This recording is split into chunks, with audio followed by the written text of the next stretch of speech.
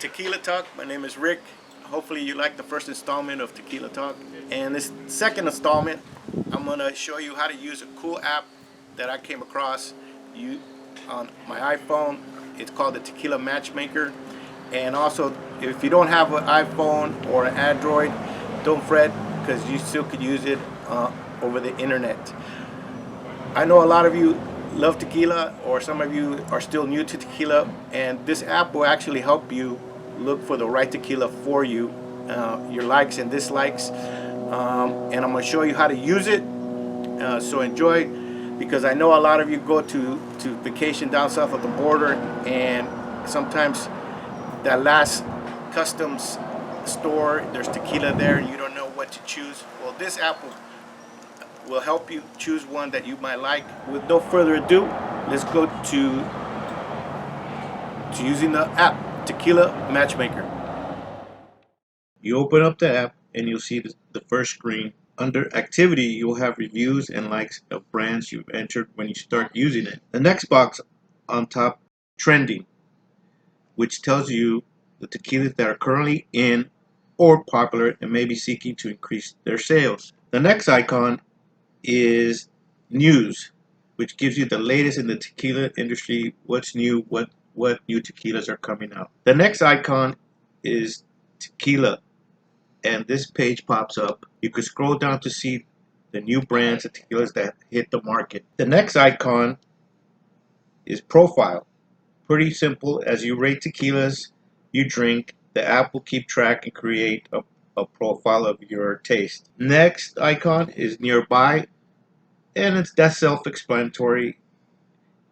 It tells where people could get that bottle or might serve good variety of tequilas. The next icon is school, which covers different topics from of tequila, how tequila is made, and information about distillery tours, which is gaining popularity just like Napa Valley wine tours here in Northern California. So now that you know the features of the app, we could look at the differences of some brands and what beginning tasters might look for in tequila, or learn how to read a label. So let's say you're at a store and you want to buy a reposado. I'll use my bottle, Corzo Reposado, which in 2015 won at the San Francisco Wine and Spirits Convention. You could type the brand, or what I like to use is the NOM number. Now the tequila NOM number is not this guy, it's not this guy, and it's not this guy. But it's the four numbers after the NOM that signifies what distillery that tequila came from, which in Spanish is CRT, and we'll leave it at that. It's usually right next to the tequila NOM number. Now, another interesting fact is it tells also the consumer the parent company of the tequila brand, and how some companies lease areas in the plant of the bigger distillery, and pretty much how the tequila is manufactured. All 100% tequila must have NOM identifier on the bottle. So looking at my Corzo bottle, I type in the NOM 1487 and you'll see a map of the location of the distillery. Now the first thing you'll see is the ABV proof, which is 80 proof. It means 40% of the alcohol of the liquid is alcohol. In some cases I've seen 41.5%, which is right on. That's what I'm talking about. Now also it'll describe the Agave region. Jalisco is broken up to two areas, and one of them is the highlands and the lowlands. Highland tequilas usually say Los Altos, lowlands means valleys, and among distilleries, highland distilleries claim that their agave plants are more plump, and lowland distilleries claim that their water source makes their agave better. So it's a constant argument between two. You just have to decide which one you like or don't like.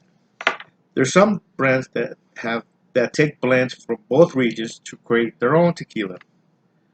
What makes this region in general so special is the volcano-rich clay soil, which is perfect for the agave plant to grow. Now, the next section under here is fermentation.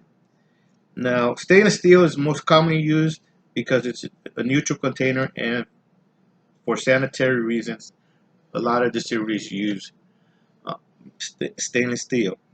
Now, one odd, and this is why I'm using the Corzo bottle. One odd thing you'll see under here is classical music.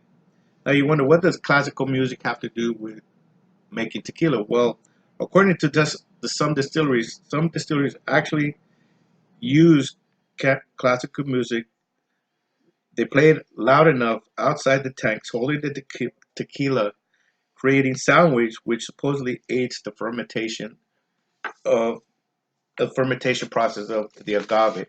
Now, the next production details will vary with each bottle, and in the school icon, you can read the article "Process Matters in Tequila Production."